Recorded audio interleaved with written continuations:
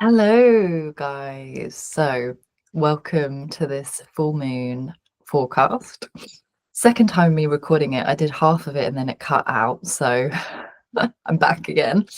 So, this full moon is happening let me find my notes, on the 12th of May in Scorpio. So, we're in fixed water and that's happening at 22 degrees and 13 minutes of Scorpio. So if you have any personal planets around those degrees in any of the fixed energies, you will feel this more intensely.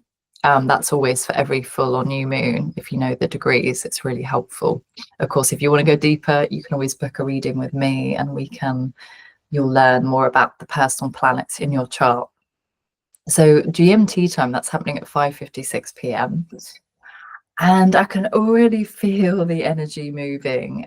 Scorpio really invites us to go deep, really deep into our emotions, and it can feel really uncomfortable, like we're like excavating like the deep, dark parts of us. But ultimately, a full moon, full moons can feel intense, but the reason they are is they're bringing those emotions that we haven't processed, that we kind of aware of. Maybe we're like, right, I don't have time for that, I'm going to brush it under the carpet. That full moon is going to illuminate those emotions for you. So it might be that you felt that anger and pushed it aside. Now is the time that you're going to be more aware of that, particularly where it's happening in your chart.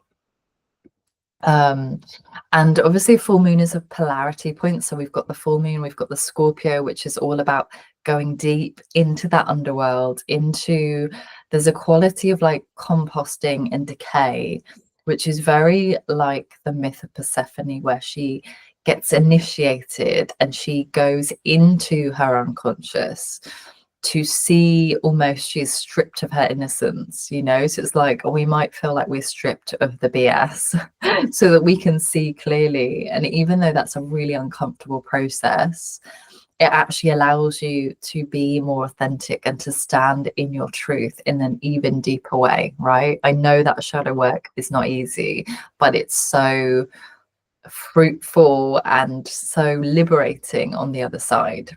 So this speaks to the real theme of shedding and rebirth, and a full moon is about letting go anyway. Then we've got that polarity point with Taurus, the other side of that. So we can't ignore the watery depths, the mysteries that this energy brings, but we also need to pay attention to Taurus, which is all about our finances, our core values, our self-esteem, beauty, harmony. And if you look out in nature, everything is bursting, everything is in fullness. So it, like, Taurus is an invitation into the simplicity of life, the everyday present moment. Are you taking time to just be in the garden with a cup of tea, those moments of pleasure throughout the day? This speaks to that. So how can we hold both sides at this full moon? And when things feel really intense, how can we take those moments of presence and sit with our body, with a cup of tea, whatever it is, to come back to our body? Because that work is really deep, and sometimes it can feel like we're swimming in a sea of emotions. We don't know what's kind of most relevant. So bringing it back to the earth is going to really help stabilize this process for you. Because when we this is what I realized myself, if we don't give us space to process those emotions, and yes, we have a fast-paced world, we live in a modern day world, it might not be realistic to sit with ourselves for hours a day. I'm not saying that. It's in those micro moments where you go, okay, I'm feeling this bit of sadness, and you acknowledge it and just see it, and maybe you create space later to journal on it or to be with it.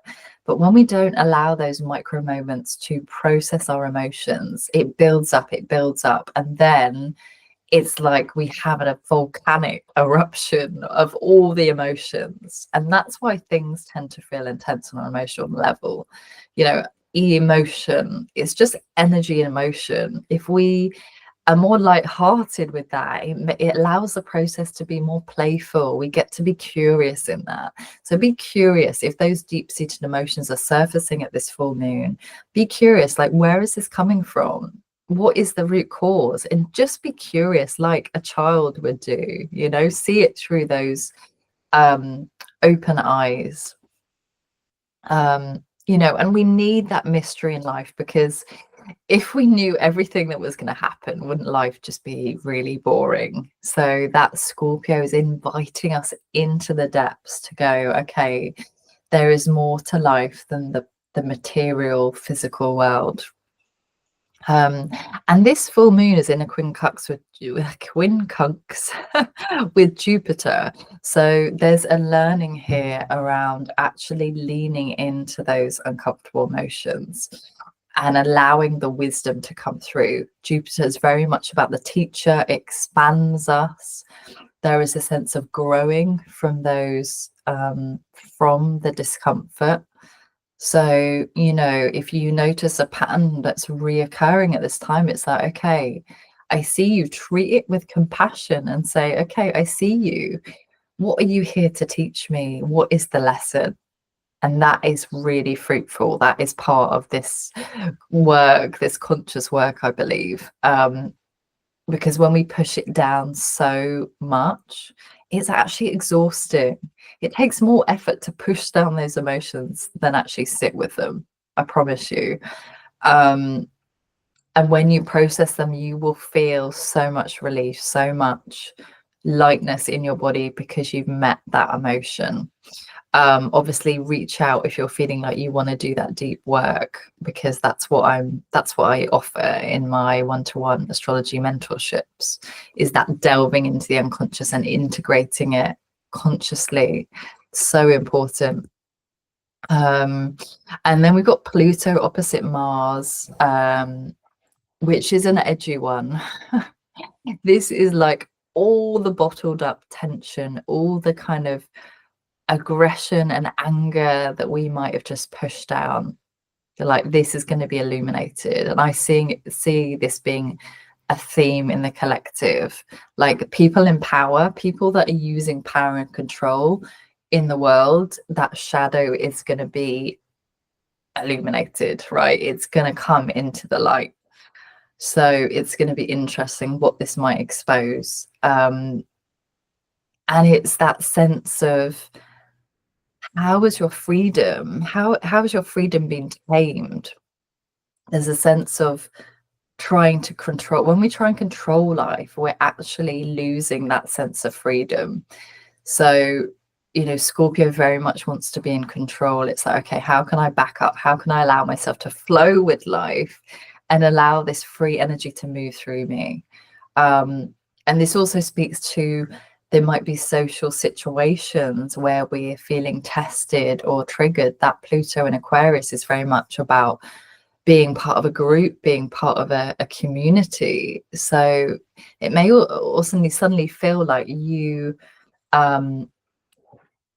feel this kind of tension in the community you're within, or some sort of tension is happening in that space. Pay attention to that. Don't let it go underground. See it for what it is. And that the Pluto, where is it? Pluto is in, yeah, Pluto's in a square with Mercury. So this can really be about deep communication, deep thinking, seeing underneath the facades. And when I say facade, sometimes humans, we want to make out everything is okay and everything is, it's all fine and it's all positive. But actually what's lurking underneath that, this moon is going to help to see, okay, I see the truth now, and I'm willing to see that truth with courage, because I know that's really hard. That radical self-honesty and taking responsibility for your thoughts, for your emotions, and the way you communicate in the world, because your words are powerful. What are you saying? What is not, what words or language are you using that is not in alignment with that higher truth? So yeah, there could be a sense of aggressive communication. So if there's like a hard conversation that you need to have, how can you bring more compassion into that? Because that Pluto Mars is an explosive energy. It's like, I need to have control over somebody. This is not working.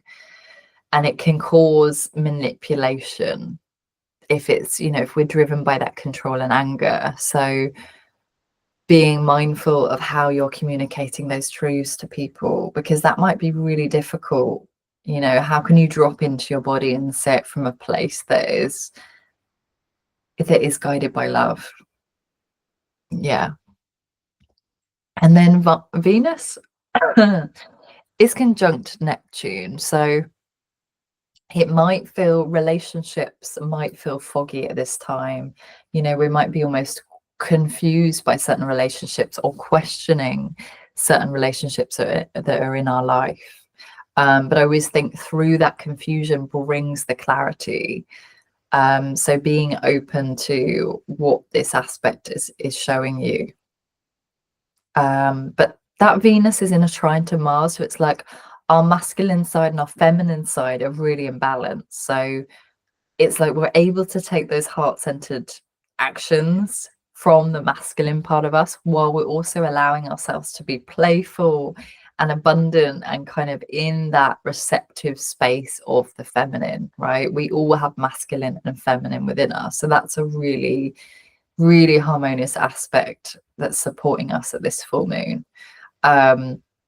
And we also might question our values, our priorities. What is it? Venus speaks to our values and our money as well. That might feel foggy, or something might not quite feel right, but you can't work out what it is.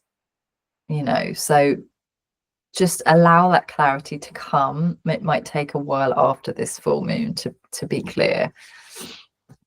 And then that moon is in a trine to Saturn. So that's really supportive of, this is such a good time to start habits and practices that you might have forgotten, get back on the bus. This is allowing us to go, okay, this is the structure, this is the practices I really need to support my spiritual self, to support, my being in the world. Yeah, what is it you need? What boundaries do you need to put in place as well? And I know a lot of people that'll be watching this will be like, I'm not good with boundaries. Okay, start small. What are the boundaries that are going to really support you to stay connected to your inner world? It could be the energy protection. If you're not doing energy protection at this time, it is so important. I can't stress that enough.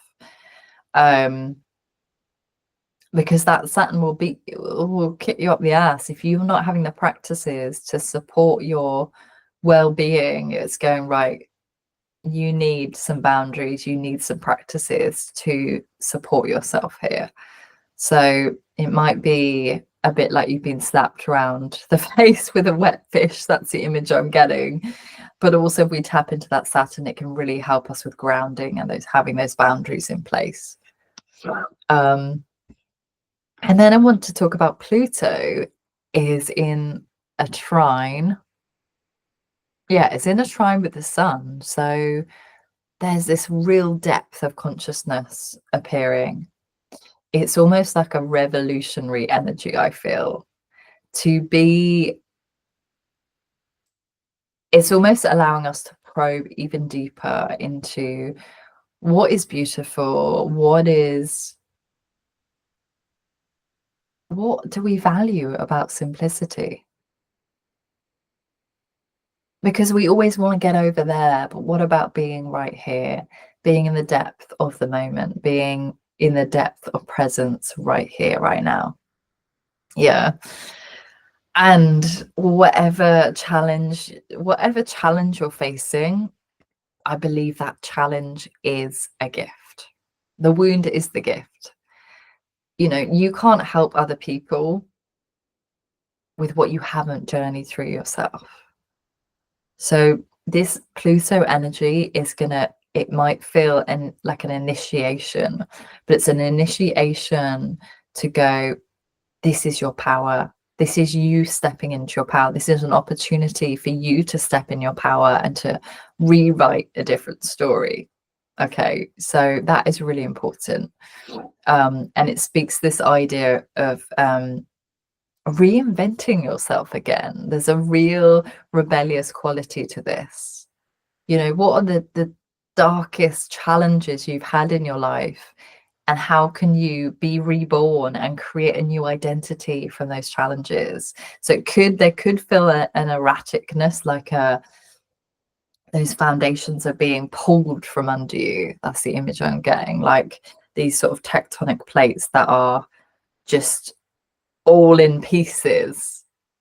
Okay, but this is a real opportunity to liberate yourself from that, to build a new foundation and go, okay, I'm going to take some radical action here to create the foundation that I want, that feels really good, that feels really nourishing. But overall, this energy, the fixed energy is stabilizing. So although it's the water energy, I always think of Scorpio as quite fiery. There's a fiery side to it. And, you know, we can meet the fire and the water very different. We need to be intuitive. We need to follow those subtle energies in life, but we also need to move forwards with passion, with a sense of hunger, with aliveness. And this energy might feel heavy, but it's a really rooted energy. If you use it, it's like, okay, what is the driver behind the work I'm doing? What is making me hungry to make this vision or idea a reality? So that is really supportive. So go for it. Don't hold back at this full moon, and release all those kind of those heavy emotions that are weighing you down. Do some inner child healing. Sit with it somatically. Feel it in your body, because it will just keep surfacing. So yeah, it's a deep one. It might feel intense. Watery full moons are quite intense. So go gently, dear ones. I always say that. Have some time to ground and go into nature and move gently around that full moon. But I'm wishing you so much love, and that this full moon will illuminate exactly what you need to see, so you can move forwards on that path with more clarity and more ease. Full moon blessings, my dears. Bye.